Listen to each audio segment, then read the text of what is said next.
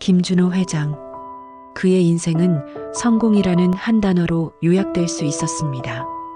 하지만 65년의 세월은 그에게 명예와 부를 안겨주었을지언정 텅 빈 마음을 채워주지는 못했습니다.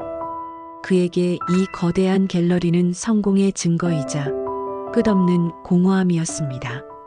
뒷이야기가 궁금하시다면 구독과 좋아요 눌러주시면 감사합니다.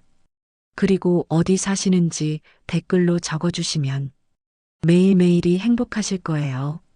김준호는 갤러리 미술품을 무표정하게 감상했습니다.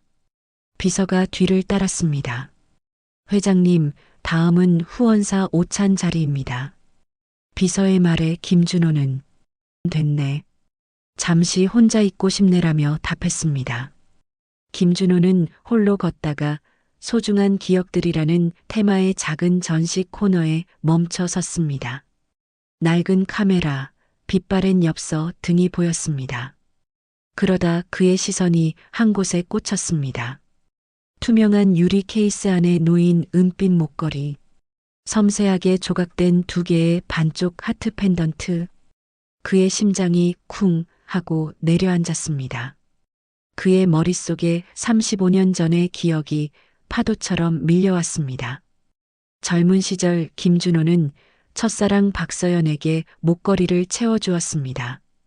그 시절 준호는 우리 다시 만나는 날까지 이 반쪽을 꼭 간직하자라고 말했고, 서연은 응, 반드시 다시 만날 거야라며 답했습니다.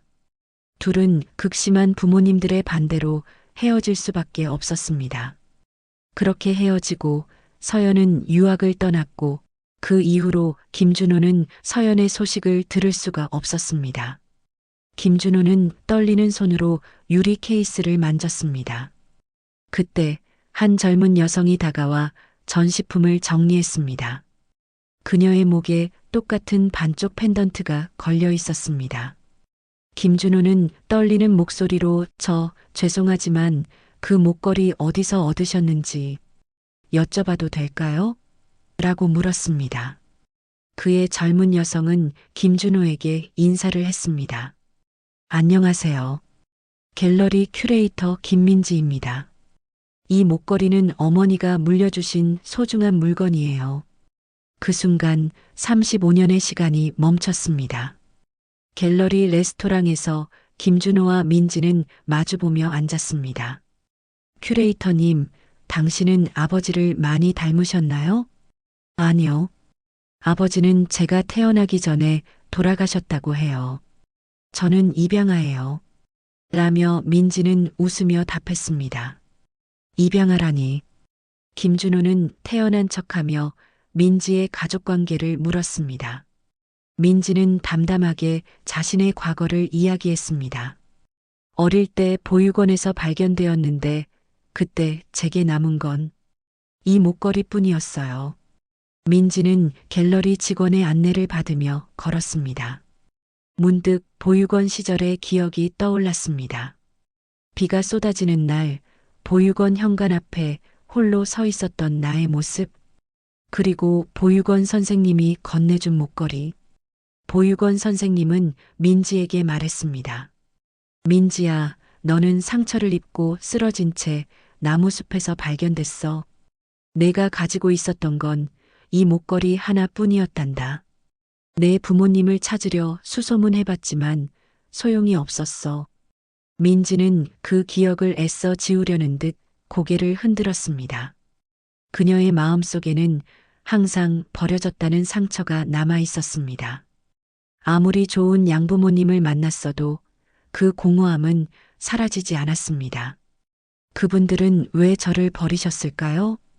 민지는 부모님이 자신을 버린 거라 오해하며 살고 있었습니다. 사무실로 돌아온 김준호는 비서에게 민지의 신원을 캐라고 지시했습니다. 비서는 민지의 입양 서류와 보육원 기록을 조사했습니다. 그는 35년간 굳게 닫았던 과거의 문을 조심스럽게 열기 시작했습니다. 그리고 그의 촉은 틀리지 않았습니다. 30년 전 어느 날 김준호에게 한 통의 연락이 왔습니다. 김준호는 전화를 받자마자 달려나갔습니다. 박서연 씨가 교통사고가 났습니다. 따님도 행방불명입니다. 전화 내용은 충격적이었습니다. 비가 쏟아지는 숲길, 교통사고 현장이 보였습니다. 차량은 낭떠러지 아래로 추락했고 구조대원들이 서연의 시신을 발견했습니다. 하지만 5살 딸의 모습은 보이지 않았습니다. 김준호는 절규하며 딸의 이름을 부르지만 돌아오는 것은 비와 바람 소리뿐이었습니다. 그는 딸이 죽었다고 생각하며 절망에 빠졌습니다. 그런 김준호에게 구조대원은 말했습니다. 박서연님의 시신은 찾았습니다. 하지만 아이의 흔적은 없습니다. 아마 떠내려간 것 같습니다. 그날 김준호는 울부짖었습니다. 김준호는 민지를 찾아갔습니다. 김민지 큐레이터, 당신의 친부모님을 찾아드리고 싶어요. 그러려면 당신의 도움이 필요합니다. 물론 원치 않으시면 강요하지 않겠습니다. 좋아요. 사실 항상 알고 싶었어요. 왜 저를 두고 떠나셨는지. 김준호는 가슴이 찢어지는 듯 했습니다. 그는 자신의 딸이 버려졌다고 생각하게 놔둘 수 없었습니다. 그는 결심했습니다. DNA 검사 결과와 함께 모든 진실을 털어놓기로. 3일 후, 김준호는 떨리는 손으로 서류를 확인했습니다. 부녀관계 99.9% 일치. 그의 눈에서 눈물이 터져 나왔습니다. 35년의 시간, 35년의 그리움. 그 모든 것이 99.9%라는 숫자로 압축되었습니다. 그의 딸은 죽지 않았고 그의 곁에 있었습니다. 김준호는 민지를 갤러리 라운지로 불렀습니다. 김민지 큐레이터, 나는 당신에게 속인 것이 있습니다. 네, 무슨 말씀이신지. 저는 단순한 후원사 대표가 아닙니다. 이 그룹의 회장 김준호입니다. 그리고 나는 당신의 아버지입니다. 민지의 얼굴이 창백해졌습니다. 그녀는 말을 잇지 못하고 김준호의 얼굴과 서류를 번갈아 보았습니다. 믿을 수 없는 현실에 혼란스러워했습니다. 이게 무슨 DNA 검사 결과가 있어요. 당신은 내 딸입니다. 김민지, 내 딸 김민지. 김준호는 눈물을 흘리며 말했습니다. 민지는 서류를 쥔 채 김준호의 말을 들었습니다. 그녀의 눈에서는 눈물이 흐르지만 그 눈물은 슬픔뿐만이 아니었습니다. 35년간 쌓였던 외로움, 그리고 이제야 풀리는 삶의 미스터리에 대한 복잡한 감정이 뒤섞여 있었습니다. 그녀는 자신이 버려진 아이가 아니었다는 사실에 안도하는 듯 보였습니다. 왜 저를 찾지 않으셨나요? 왜 35년 동안? 미안하다, 나는 너를 잃었다고 생각했어. 사고 현장에 내가 없었고 모두가 너를 찾지 못했단다. 김준호는 아픈 마음으로 그녀를 바라보았습니다. 그리고 조심스럽게 자신의 목에 걸린 반쪽 펜던트를 보여주었습니다. 그리고 민지의 목걸이를 풀어달라고 부탁했습니다. 민지야, 이 목걸이는 단순한 목걸이가 아니야. 민지는 망설이다 목걸이를 건넸습니다. 김준호는 익숙한 손길로 펜던트의 한 부분을 눌러 열었습니다. 그러자 펜던트가 열리며 작은 종이 쪽지가 나타났습니다. 35년간 아무도 몰랐던 비밀. 그것은 어머니가 딸에게 남긴 마지막 사랑이었습니다. 김준호는 쪽지를 조심스럽게 펼쳤습니다. 서연의 필체가 눈에 들어왔습니다. 김준호는 떨리는 목소리로 쪽지를 읽었습니다. 준호 씨, 우리 딸은 당신을 꼭 닮았어요. 이 목걸이를 보고 딸을 찾아줘요. 나는 당신과 우리 딸을 사랑해요. 영원히. 두 사람의 눈에서 폭포수 같은 눈물이 쏟아졌습니다. 민지는 종이 쪽지를 든 채 30년간 켜켜이 쌓였던 슬픔을 터뜨렸습니다. 그녀는 버려진 아이가 아니라 어머니의 위대한 희생 속에서 태어난 사랑스러운 딸이었습니다. 아버지, 엄마는 저를 사랑하셨군요. 당연하지. 서연이는 너를 지키기 위해 자신의 모든 것을 바쳤단다. 그녀는 세상에서 가장 강한 사람이었어.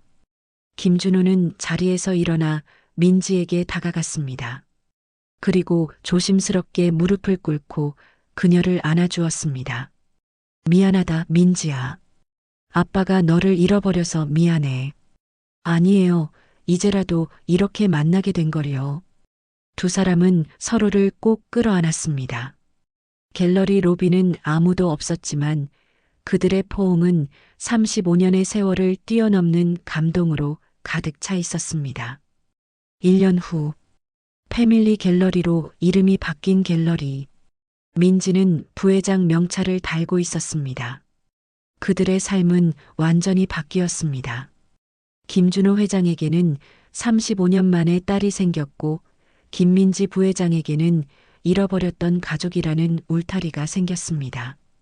민지가 김준호에게 새로운 전시 계획을 브리핑했습니다. 아버지, 저는 가족의 의미를 담은 작품들을 모아 전시하고 싶어요. 저희처럼 잃어버렸던 가족을 찾는 사람들을 위한 캠페인도 함께 하고 싶습니다. 그거 정말 좋은 생각이구나.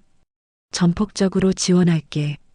김준호는 민지에게 그녀의 반쪽 하트 펜던트와 자신의 펜던트를 연결해 주었습니다. 이제 목걸이는 온전한 하나의 하트 모양이 되었습니다. 이제야 제 자리를 찾았네요. 그래. 아빠도 이제야 내 반쪽을 찾은 것 같구나. 저녁 식탁에 김준호와 민지가 마주 앉았습니다. 아버지, 저희 엄마가 해주시던 된장찌개 맛이 이런 맛이었겠죠? 서연이는 된장찌개를 기가 막히게 잘 끓였단다. 내가 좋아했던 맛이었지. 민지는 35년 전에 자신의 삶은 기억하지 못했지만 오르골의 멜로디와 된장찌개의 맛을 통해 어머니의 따뜻함을 어렴풋이 느꼈습니다. 그들은 과거의 아픔을 여전히 간직하고 있었지만 그것은 이제 그들을 더 강하게 만드는 힘이 되었습니다. 그들은 서로를 통해 잃어버렸던 가족의 의미를 다시 찾았습니다. 창밖으로 별들이 빛나기 시작했습니다. 어쩌면 운명은 그렇게 우리를 다시 묶어주고 싶었는지도 모릅니다.